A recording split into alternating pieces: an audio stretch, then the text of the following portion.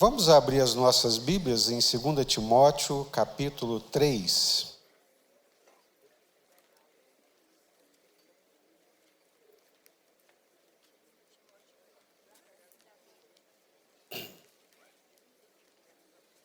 Segunda Timóteo, capítulo 3. Eu gostaria que abrissem as suas Bíblias. Segunda carta de Paulo a Timóteo, capítulo 3. Segunda Timóteo, capítulo 3.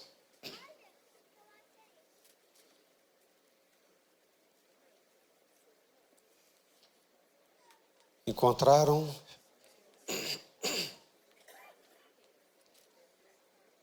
Sabe, porém, isto: nos últimos dias sobrevirão tempos difíceis, pois os homens serão egoístas, avarentos, jactanciosos, arrogantes, blasfemadores, desobedientes aos pais, ingratos, irreverentes, desafeiçoados, implacáveis, caluniadores, sem domínio de si, cruéis, inimigos do bem, traidores, atrevidos, enfatuados, mais amigos dos prazeres que amigos de Deus, tendo forma de piedade, negando-lhe, entretanto, o poder.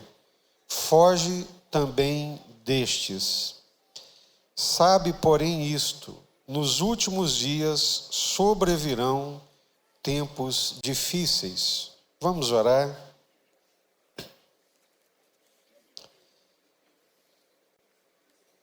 Senhor, nós queremos render graças ao Senhor e bendizer o teu santíssimo nome.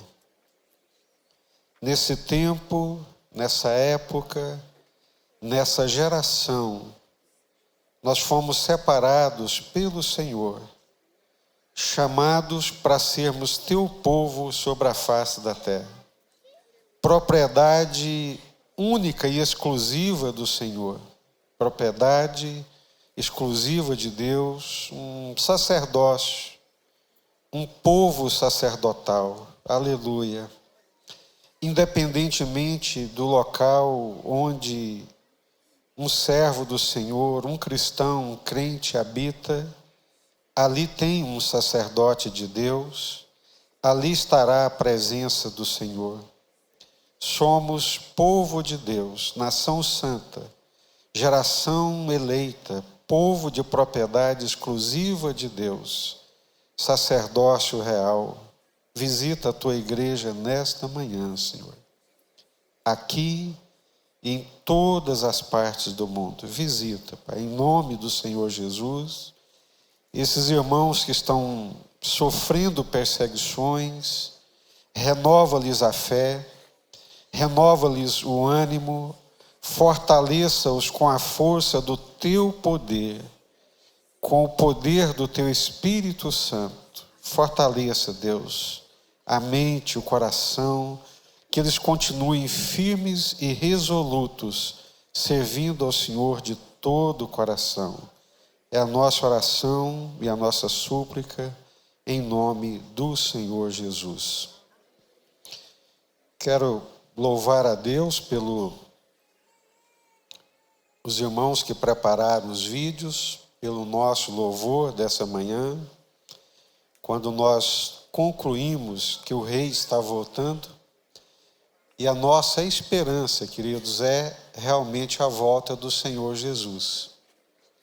E eu quero falar um pouquinho sobre isso aqui e quero concluir com esse entendimento. Espero que todos também tenham o mesmo entendimento, que é somente a vinda do Senhor Jesus e o estabelecimento do reino de Deus. É quando o reino de Deus for estabelecido é que esse mundo terá paz, justiça e tranquilidade.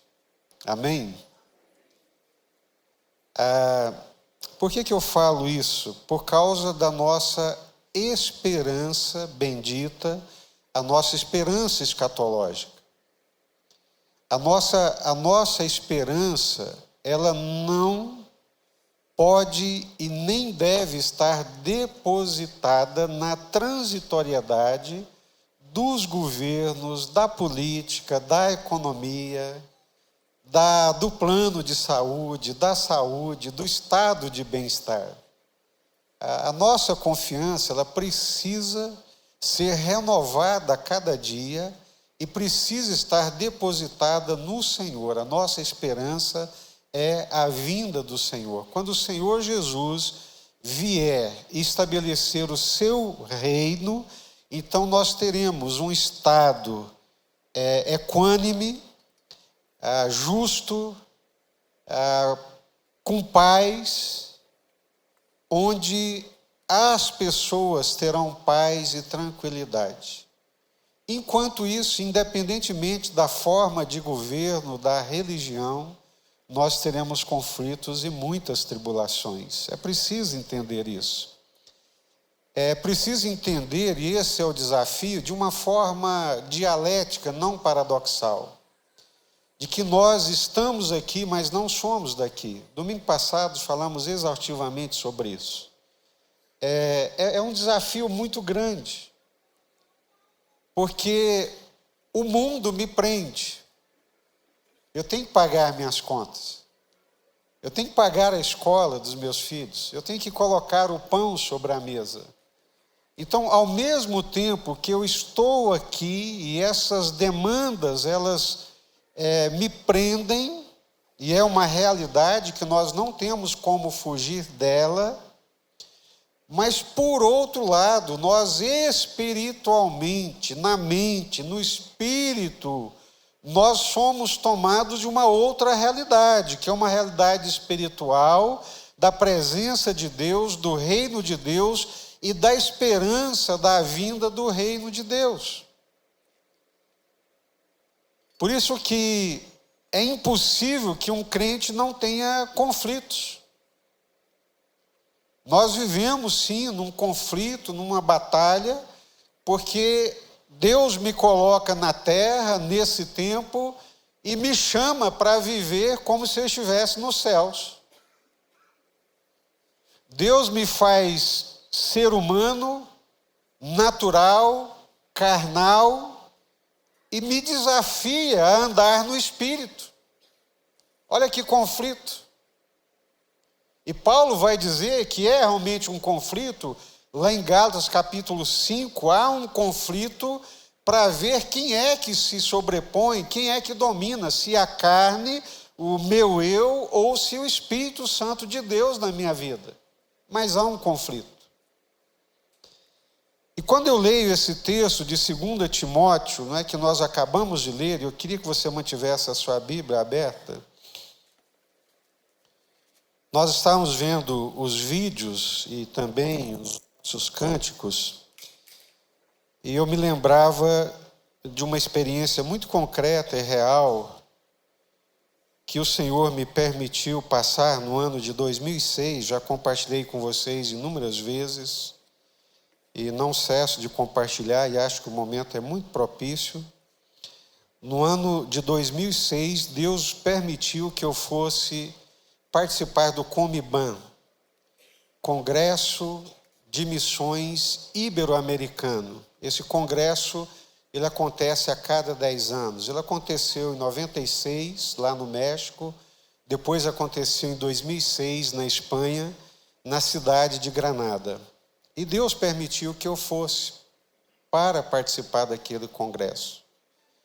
E eu fiquei impressionado com todas as coisas que eu vi, que Deus permitiu que eu percebesse.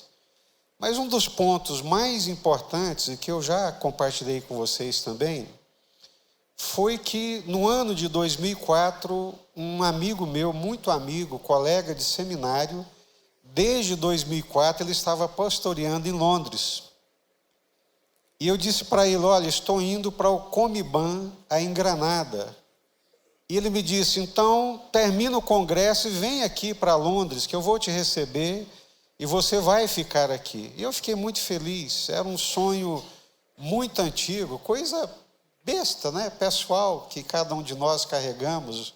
Mas eu tinha um sonho muito grande de conhecer a Inglaterra naquela altura, de onde saíram muitos missionários, onde viveu Spurgeon, onde viveu John Wesley, onde viveu George Whitefield e tantos outros homens de Deus e servos de Deus.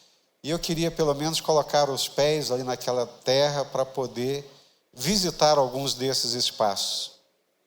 E no mês de março, o congresso era em novembro, no mês de março eu comprei a minha passagem de Granada para Londres.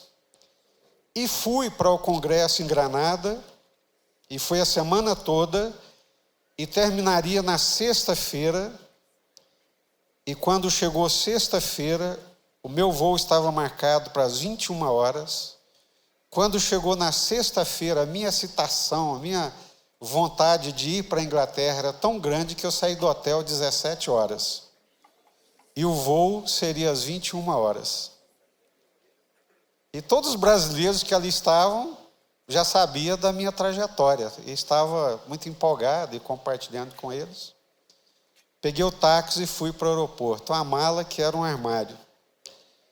Quando eu cheguei no aeroporto de Granada, um aeroporto relativamente pequeno, quando eu cheguei lá e fui para fazer o check-in, estava escrito: check-in is closed. Não se faz mais o check-in, já está fechado. Eu olhei a minha passagem, né, impressa, olhei ali e falei: não deve ser o meu voo. E marchei para a cabine da empresa aérea. Quando eu cheguei na moça, né, e conversei com ela, apresentei minha passagem, falei: olha, aqui está a minha passagem, o meu voo para as 21 horas, mas está escrito lá que o check-in já fechou. Ela virou para mim como boa espanhola, nem todos, mas geralmente muito mal educados com os brasileiros, né? E virou para mim, apontou pela vidraça para a pista e falou: olha lá, o seu avião está decolando. Aquele lá é o seu avião, aquele é o seu voo. Eu falei: mas é impossível, aqui está a passagem. O horário era às 21 horas. Ela disse: foi emitido um aviso através da internet para todos os passageiros que o voo seria antecipado. Eu abri meu e-mail durante o dia todo, aquele dia todo, e não tinha mensagem nenhuma. E me subiu uma ira. Estou falando aqui da carne e do Espírito, né? O Espírito Santo foi embora com o sonho, né? E com o desejo de embarcar, me subiu uma ira, assim, uma revolta tão grande. E eu pensei comigo: não é possível, gente. O pessoal fala que o Brasil é desorganizado. Como é que pode ter uma desorganização desse jeito? E eu comecei a argumentar com ela assim, aborrecido. Não queiram me ver aborrecido quando o semblante fecha, muito chateado. Comecei a argumentar com ela. Ela virou, pegou um papel em branco, me entregou: faça as suas reclamações que eu encaminharei para a companhia aérea. À medida que a ira subiu, o Espírito Santo, gente, é real, isso é real. O Espírito Santo falava: você não diz que a sua vida está nas minhas mãos? Você não diz que sou eu que controlo a sua vida? Não sou eu que direciono a sua vida? É verdade, Senhor. Mas não é possível, isso é uma desorganização. Eu comprei a passagem, está marcado para as 9 horas, são 18 horas, cheguei 3 horas antes. Mas você não diz que sou eu que dirijo a sua vida, que todas as coisas estão sob o meu controle? Aí ficou essa luta, né? Eu batia num portão de bronze fechado e o portão não se abria e o portão não se abriu. O dinheirinho já não dava mais para pegar táxi, esperei o ônibus e voltei para o hotel, graças a Deus que ainda tinha mais uma diária. Aí começou a acontecer umas coisas incríveis. Eu peguei o ônibus, entrei no ônibus, conversei ali com o motorista dizendo para onde que eu ia. E creio, irmãos, o motorista de um ônibus na Espanha, Granada, com aquele povo duro, bruto com a gente, ele saiu da rota e parou na porta do hotel e me deixou na porta do hotel. Eu falei, gente, Deus está nesse negócio. Mas ainda muito chateado. E quando eu entrei no hotel, a primeira pessoa que eu encontro é o pastor Ronald, que é o secretário executivo da Junta de Missões da Convenção Batista Nacional, e um monte de outros brasileiros, né? Uai, Jesus, mas você que já estava na Inglaterra, aí vem as gozações brasileiras, né? O que você está fazendo aqui? Aí eu fui explicar, e eles, não, rapaz, você tem que brigar, aqui você tem que brigar, tem que argumentar, não pode aceitar esse tem de graça assim não. Aí eu falei assim, não, já cansei de brigar. E esse portão se fechou. E o Ronald chega para mim e fala, Jesus, já que você não foi para a Inglaterra, vamos com a gente amanhã cedo para o Marrocos? Ah, fala, tenha paciência, Ronald. Tenha paciência. Eu estou indo para a Inglaterra, você me chama para ir para a África, né? E fiquei com aquela coisa ruim. Foi tão ruim, irmãos, que me deu dor de barriga, me deu diarreia. Mas o ponto que eu quero chegar com vocês é que nós saímos aquela noite para lanchar, eu e o pastor Edson, o missionário Edson Teixeira. E contei a história para ele riu, nós brincamos. Não, pastor, vamos comer alguma coisa.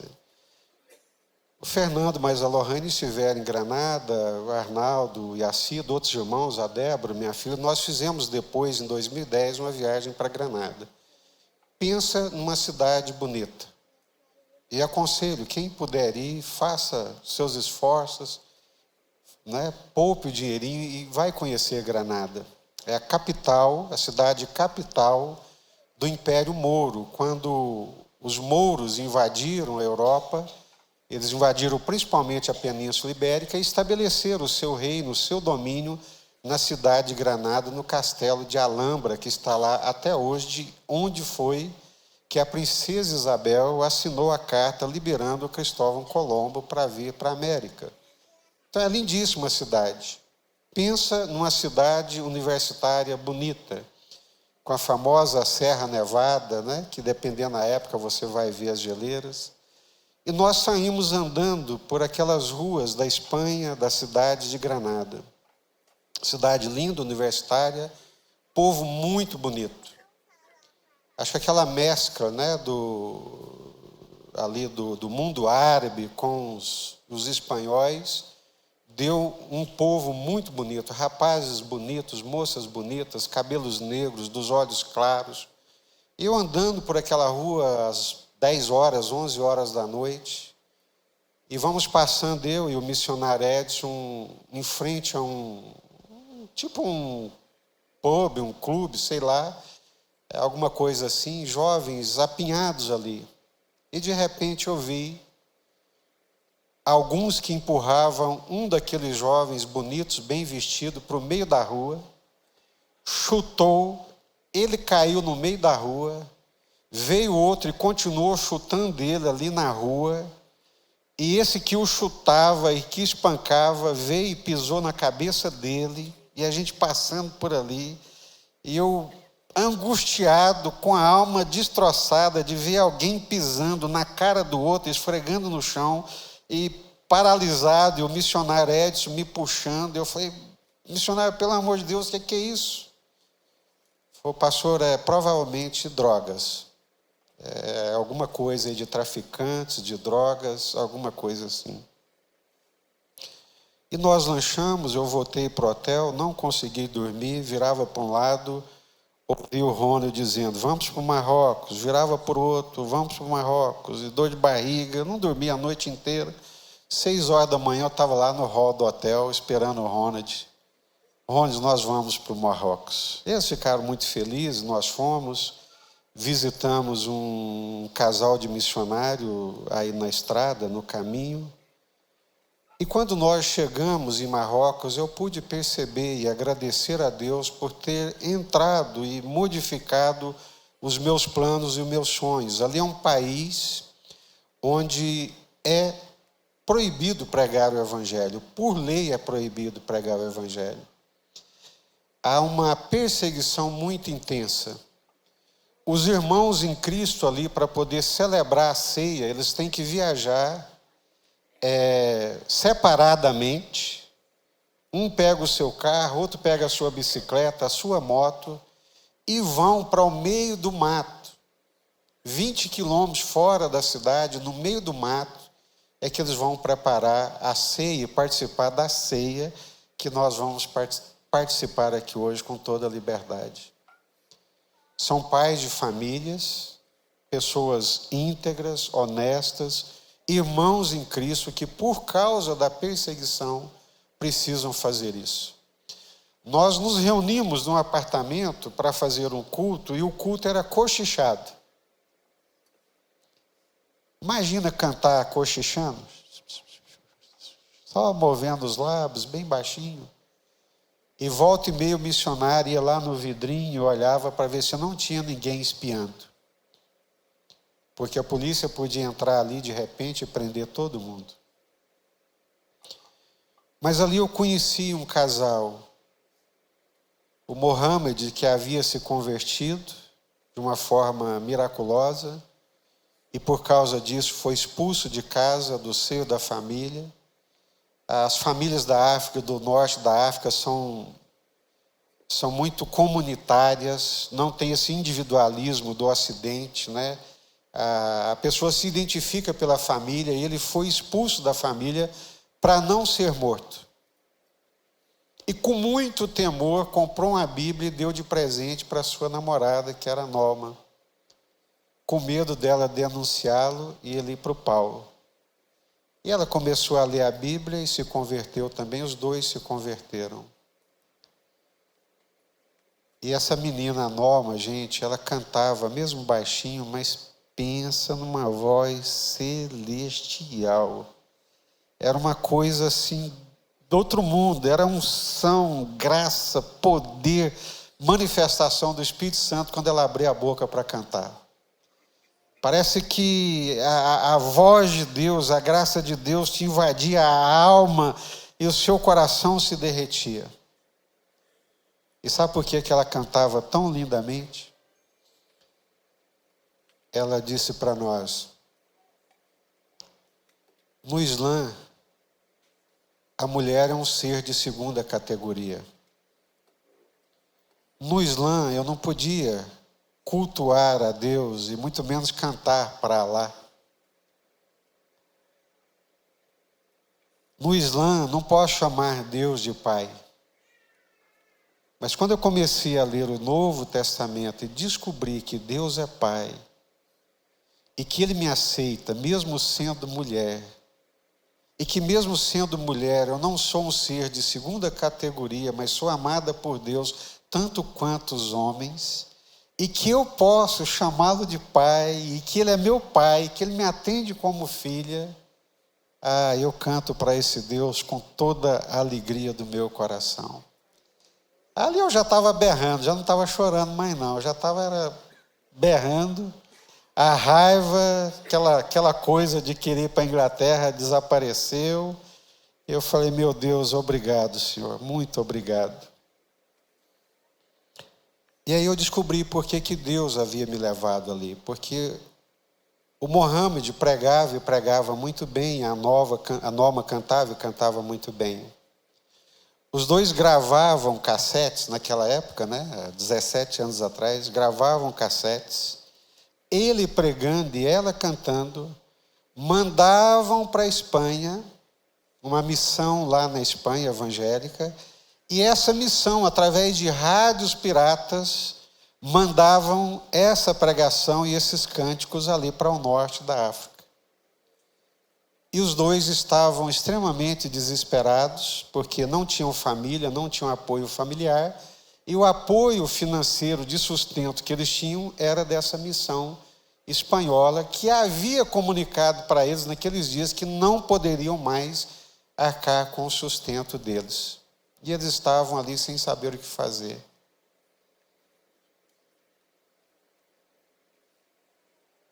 Aí eu falei para eles, olha, eu vou voltar para o Brasil e vou propor para a nossa igreja. E se a igreja aceitar, esse valor que a missão espanhola manda para vocês aqui, a nossa igreja vai mandar para vocês continuar esse ministério. Amém?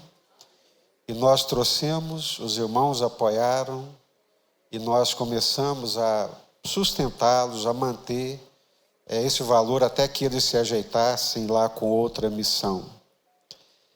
Então, foi uma experiência muito grande. De um lado, é um país onde as pessoas não podem expressar a sua fé. E de outro lado, num país extremamente rico, com liberdade, um país laico, com toda liberdade, onde mesmo tendo liberdade, as pessoas não querem cultuar Deus. Granada é uma cidade lindíssima, as pessoas são lindíssimas, é uma cidade universitária, cheia de jovens, mais de 80 mil jovens, mas com toda a liberdade, eles não querem o Senhor e não querem cultuar o Senhor. A última estatística que os batistas fizeram dos Estados Unidos é que apenas 66% houve uma queda de 34% nas pessoas que querem ir à igreja e que querem servir ao Senhor. Aqui no Brasil, no censo de 2010, o grupo religioso que mais crescia era aqueles que diziam não ter nenhuma religião. E eu acho que agora, com o censo que era para 2020, deve estar saindo agora, que foi feito o ano passado, 22, 21, 22, esse número cresceu mais ainda. Ali está o Ábilos, que é dos Gideões, ele dizendo que pela primeira vez eles visitaram uma escola aqui em Anápolis, se não me falha a memória, um colégio militar, é isso, Ábilos? Pela primeira vez os Gideões levaram Bíblia e os meninos rejeitaram a Bíblia. Eu me lembro, na minha época de estudante, que não era nem crente, quando os Gideões iam, a gente ficava ali, quase disputava a tapa um Novo Testamento. E hoje, os meninos de 14, 15, 16 anos disseram, não queremos. Não queremos. Eu estou colocando isso aqui para nós entendermos que, da mesma forma que há uma perseguição nua, física, violenta lá, há uma perseguição fria, disfarçada, sutil cá. E que em muitos países do berço evangélico, como é o caso da Escócia, como é o caso da Inglaterra, as pessoas não podem mais pregar o evangelho. Sabiam disso? Sabiam disso ou não? Alemanha, a terra do Martinho Lutero.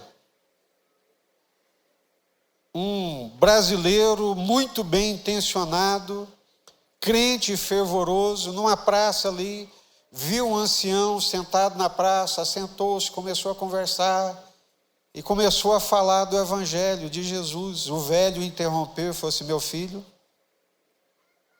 eu só não mando prender você agora, porque eu sei que você não é daqui, que você é bem intencionado. Eu sou um juiz de direito aposentado, e você não pode fazer proselitismo aqui de forma alguma. Você está tentando me converter, isso é proselitismo, isso aqui dá cadeia, isso aqui dá prisão. Na Escócia, do George, o nosso irmão que esteve aqui, ele disse que é a mesma coisa, você não pode pregar o evangelho com o risco de ser preso. No Ocidente das liberdades, da democracia, das liberdades individuais.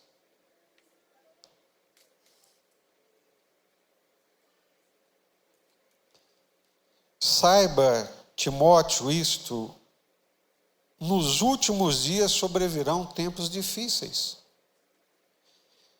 Tempos difíceis, pois os homens serão egoístas. Eu fico impressionado com o Espírito Santo de Deus. Ele é Deus.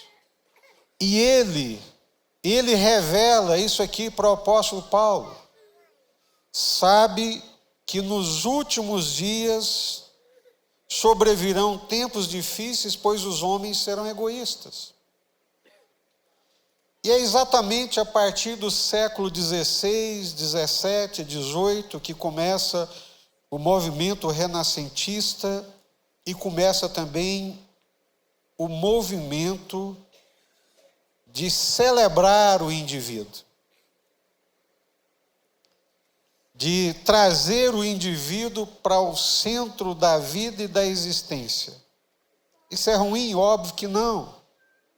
Teve coisas boas, sim, é óbvio, mas estou lhes dizendo que nesse mundo, tudo que se tentar fazer nunca será perfeito. Só haverá plenitude de paz, de tranquilidade, de justiça, de direitos, quando o Senhor Jesus estabelecer o seu reino. Ah, pastor, então vamos cruzar os braços, não vamos fazer nada? De forma alguma. É dialético, pertencemos, estamos, mas não pertencemos. Somos cidadãos brasileiros, mas principalmente cidadãos celestiais, cidadãos dos céus. Os homens serão egoístas, filéu autói, ou seja, amantes de si mesmo. Egoísmo é isso, é se colocar no centro, é pensar o mundo, é pensar a vida a partir de si mesmo. Eu, o meu direito, a minha vontade, o meu desejo, o meu querer. É isso. Casamentos que não vão adiante por causa do egoísmo. Relacionamentos fraturados por causa do egoísmo. Ninguém consegue ou não tem a intenção de pensar mais no outro do que em si mesmo, só pensa no outro como objeto da sua satisfação própria, dos seus próprios desejos. Isso é terrível, isso é podre, isso é horroroso a partir da perspectiva cristã. Mas não para aí não. Eu acho que começa pelo egoísmo, o filéu autói, amantes de si mesmo, porque todas as outras coisas decorrem disso, e preste atenção. Por que os últimos dias serão dias difíceis? Por quê? Por causa dos homens, por causa do ser humano sobre a terra. Todas as outras descrições que a palavra de Deus faz aqui estão relacionadas ao comportamento humano. A desgraça sobre a terra é o ser humano. As mazelas que nós vivenciamos aqui, as destruições, as corrupções, é por causa desse comportamento humano.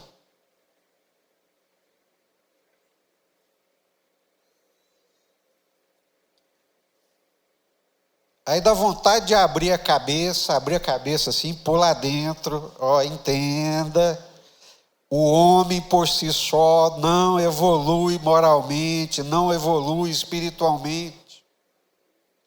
O homem por si só não evolui moralmente, não evolui espiritualmente. O homem só pode evoluir moralmente e espiritualmente com a graça de Deus, com a presença de Deus, com a ajuda do Espírito Santo de Deus. Sem Deus, sem a presença de Deus, sem a graça de Deus, sem o favor de Deus, esse homem é bestial. Mas aí parece que nós não entendemos, não é? E corremos atrás de bandeiras e outras coisas mais, achando que isso vai resolver a situação do ser humano, e não vai, gente. É só o Senhor. É totalizante, é só o Senhor. Não adianta, você pode dar a melhor escola, pode dar as melhores condições sociais, para o seu filho os melhores médicos, os melhores remédios, tudo do bom e do melhor. Se Jesus não estiver presente na vida dele, não adianta. Não adianta. Se a presença do Espírito Santo que molda, que modela, não estiver presente, não adianta. Serão egoístas, filéu autoi, avarentos, filéu argirion, ou seja, prata, argirion é prata, amantes da prata, amantes do dinheiro. Amantes do dinheiro. Eu fico impressionado, irmãos, me perdoe, mas como roupa suja se lava em casa, eu fico impressionado tanto que os crentes estão materialistas. O tanto que os crentes gostam do din-din, da prata, do dinheiro. Parece que tudo vira em torno do dinheiro. As ações, as motivações sempre acabam no dinheiro. E essa semana, conversando com um irmão muito querido, não precisa citar nomes, ele dizendo que teve que passar por uma intervenção cirúrgica rápida, imediata e cara. E o irmão dele, irmão, carnal, enfiou a mão no bolso e bancou toda aquela despesa e todo aquele gasto. E ele concluiu, e pastor, ele não é crente. Eu não sei porque que eu não fiquei surpreso. Porque os crentes são muito amarrados. Estamos muito amarrados. Muito presos no orçamento, nos planejamentos financeiros, né? Então, amantes de si mesmo, avarentos. Avarentos quer dizer amantes do dinheiro. Aprisionados por mamon. Que bom não ter imagens em casa, né? Mas ídolo não é só imagem. Avareza é uma forma de idolatria. E quando é que a gente percebe a avareza? É quando na decisão, na tomada de decisão, o dinheiro pesa mais do que o coração. Quando na tomada de decisão, o orçamento, o dinheiro, vai lá, vem cá, e aquilo amarra e direciona as decisões. Não estamos advogando aqui ninguém fazer loucuras, obviamente, não precisava nem falar, mas por outro lado nós temos que desprender os nossos corações. Egoístas, avarentos, amantes de si mesmo, amantes do dinheiro, desobedientes aos pais. Desobedientes aos pais. Eu não sei como foi em outras épocas, posso falar da minha.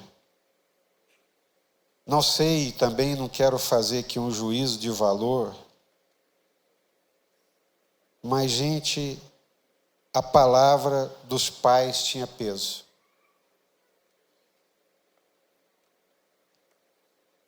Os pais, eles corrigiam os filhos. Às vezes de uma forma, né, que hoje as consciências mais sensíveis não suportariam. Mas se minha mãe me chamasse e eu respondesse o quê? Sem olhar para ela e sem dizer senhora, e menina é distraído, né? Estou lá brincando, fulano, que? Pá, rodava, né? E o tanto que eu amo a minha mãe e respeito a minha mãe. Tinha, sabe, essa questão do exercício, da disciplina, da autoridade, de responsabilizar, de cobrar respeito, né? De cobrar respeito, era muito forte, era muito presente, e os filhos obedeciam.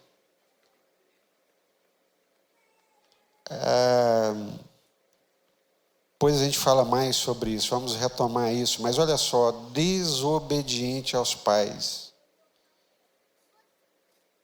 ingratos, irreverentes, desafeiçoados. Eu fico impressionado como alguns filhos sugam os pais. Não tem um pingo de dó. Não tem um pingo de afeição. Meu Jesus amado. Desafeiçoados, desobedientes, irreverentes, desafeiçoados. É um nível de egocentrismo, né, que eu acho que é tão patológico que parece um buraco negro. É um buraco negro que suga tudo para si. A casa é montada a partir dele e para ele.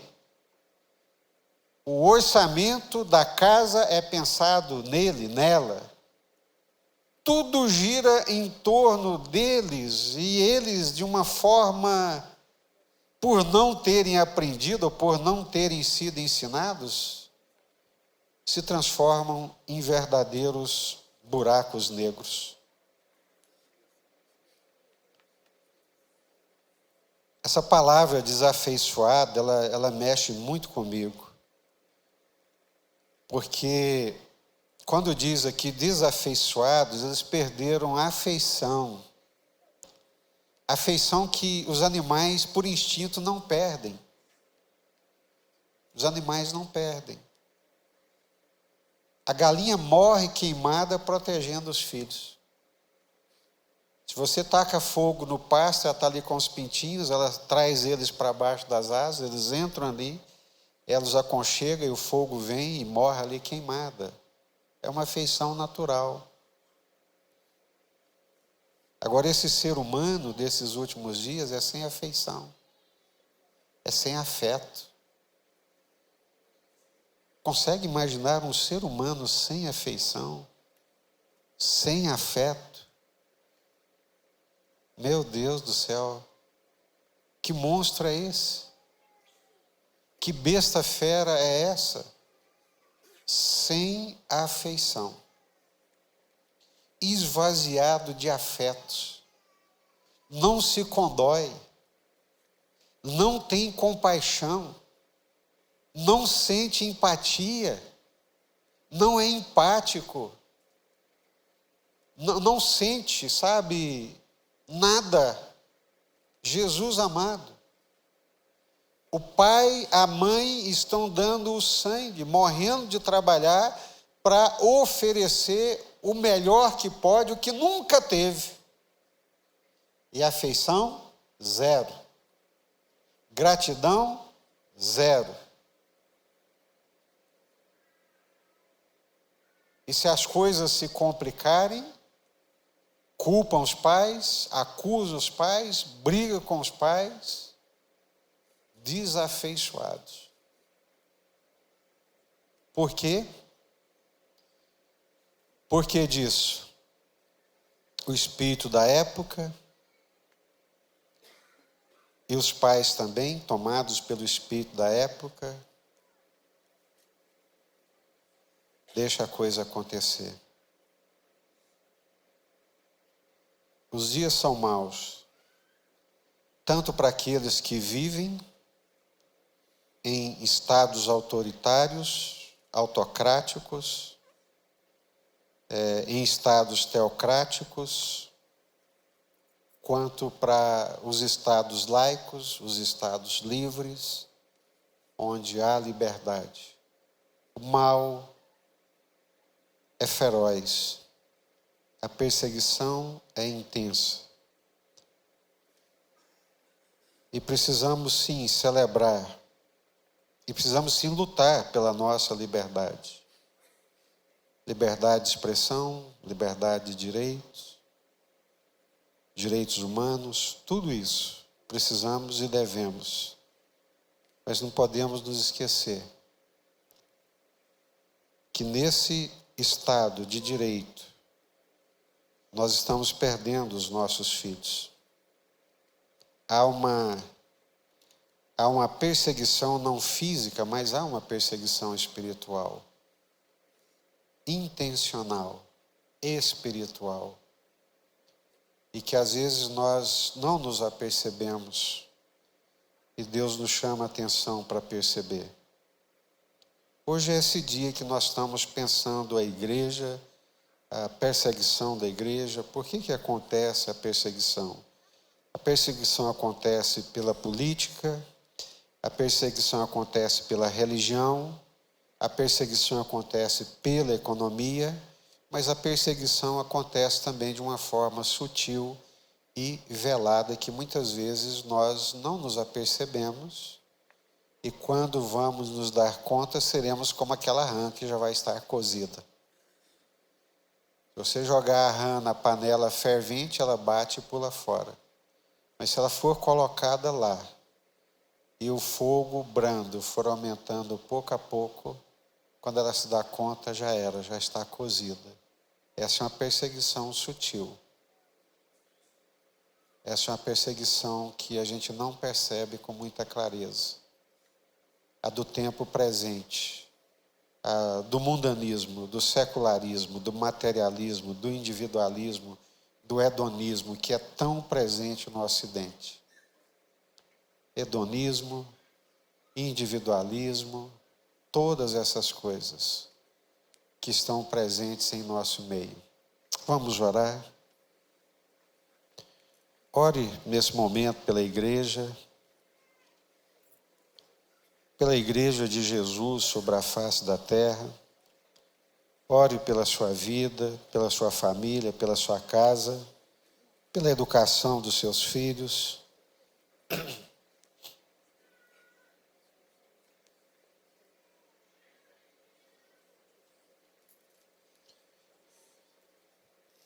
Pelo crescimento espiritual dos nossos filhos, da nova geração.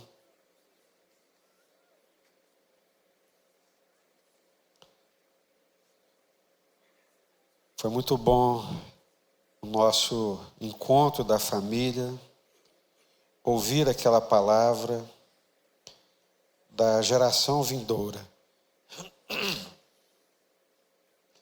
Quem é que vai levar o bastão da fé,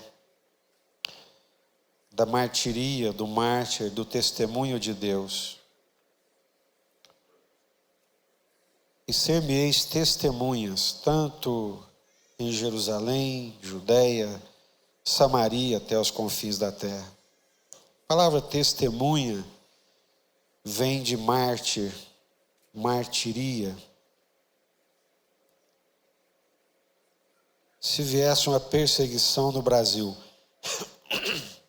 quantos de nós teríamos coragem de testemunhar, mesmo como mártir?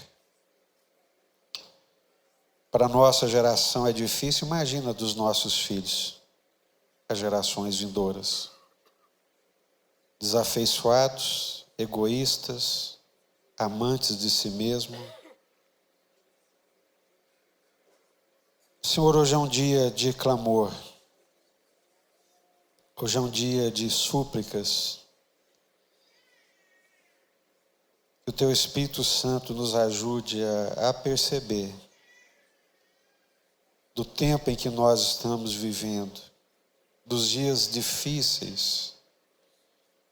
Saiba, porém, isto: nos últimos dias sobrevirão dias difíceis por causa dos homens, por causa do egoísmo, autocentrados, amantes de si mesmos, materialistas, só troca, só dinheiro. Jesus, tenha misericórdia de nós. Filhos desobedientes, desafeiçoados, sem afeição natural. Um afeto baseado na troca, naquilo que recebem, materialmente falando. E nós, muitas vezes, sem nos apercebermos, alimentamos esse sistema, alimentamos essas coisas. Não conseguiremos girar a roda do tempo, é a tua palavra, mas também podemos sim ter uma posição, um compromisso, uma fidelidade em oração, compromisso em oração, leitura da palavra, vigilância, guardando a mente, guardando o coração, guardando os nossos lares, guardando a nossa família de todos os intentos do maligno. Guarda, Senhor. Guarda as nossas mentes. As principais batalhas são travadas na mente, nas ideias, na consciência, na noção. Senhor, desperta o que dorme. Livra-nos da insensatez, da ignorância, da incapacidade de ler corretamente o tempo, as coisas, o que está acontecendo na nossa casa, no nosso lar, na nossa família. Nos ajude, Senhor. Ajude os nossos irmãos que padecem perseguição física. Essa é a mais visível, concreta e dolorosa. São perseguidos pela política, pelo poder do Estado, pela economia. Não podem ter os seus bens livremente. Não podem, muitas vezes, sequer negociar. São considerados como párias da sociedade. Tenha misericórdia de nós, tenha compaixão do seu povo. É a nossa oração e a nossa súplica em nome do Senhor Jesus, Pai. Amém.